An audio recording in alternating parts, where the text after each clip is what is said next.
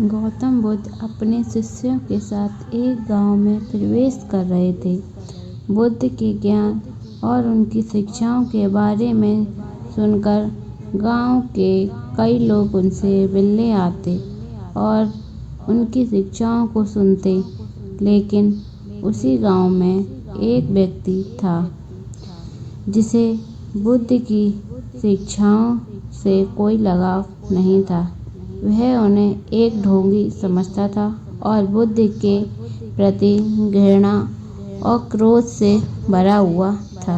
एक दिन वह क्रोधित व्यक्ति बुद्ध के पास गया और उन्हें अपशब्द कहने लगा। वह बुद्ध के सामने खड़ा होकर उन्हें बेइज्जत करने की कोशिश कर रहा था। उसकी आवाज़ ऊंची हो गई, उसका चेहरा लाल हो गया और वह बुद्ध को बार बार बुरा भला कहता रहा। बुद्ध शांतिपूर्वक उसकी बातें सुनते रहे, बिना किसी प्रतिक्रिया के। उन्होंने न तो उस व्यक्ति को रोका और न ही कुछ कहा। वे पूरी तरह शांत थे, जैसे किसी भी तरह की बातों का उन पर कोई असर नहीं हो रहा हो। यह देखकर उस व्यक्ति का क्रोध और भी बढ़ गया। उसने और भी बुरी बातें कहना शुरू कर दिया, लेकिन बुद्ध की शांति देखकर अंततः थक गया और चुप हो गया। जब वह थक कर शांत हुआ, बुद्ध ने धीरे से उससे पूछा, यदि तुम किसी को एक उपहार देना चाहो और वह व्यक्ति उसे स्वीकार करे तो वह उपहार किसके पास रह जाएगा?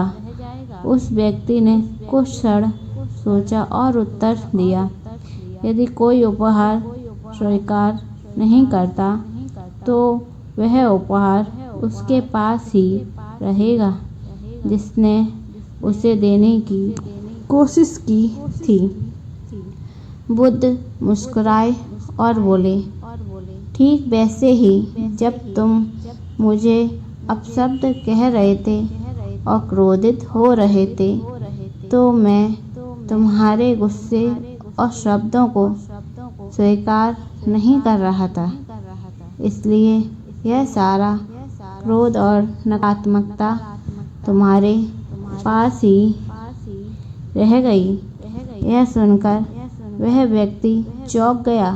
उसे यह समझ में आने लगा कि वह अपने ही क्रोध से परेशान हो रहा था, जबकि बुद्ध पूरी तरह से शांत और स्थिर थे। बुद्ध ने उसे समझाया कि क्रोध किसी और को नुकसान पहुंचाने से पहले खुद को ही जला देता है।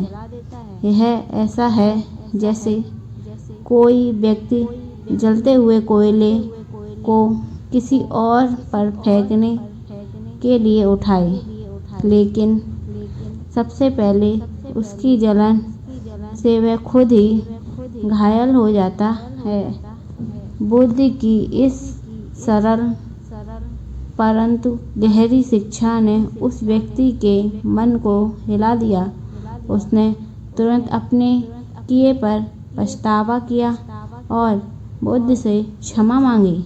बुद्ध ने उसे क्षमा करते हुए कहा, क्रोध, नफरत और घृणा से मन को कभी शांति नहीं मिलती। शांति तब आती है जब हम इन नकारात्मकता भावनाओं से मुक्त हो जाते हैं और करुणा, सहनशीलता और प्रेम का अभ्यास करते हैं। जीवन में बुद्ध की इस शिक्षा को अपनाते हैं तो हम स्वयं को अधिक शांतिपूर्ण और सुखी व्यक्ति बना सकते हैं। अंततः शांति हमारी अपनी आंतरिक स्थिति का परिणाम होती है और बाहरी स्थितियाँ या लोग इसे तब तक हमसे छीन नहीं सकते जब तक हम इन्हें इसकी अनुमति नहीं देते। बुद्ध ने इस सरल किंतु प्रभावशाली सत्य को अपने जीवन और शिक्षाओं के माध्यम से प्रस्तुत किया, जो आज भी हमें मन की शांति के मार्ग पर चलने के लिए प्रेरित करता है।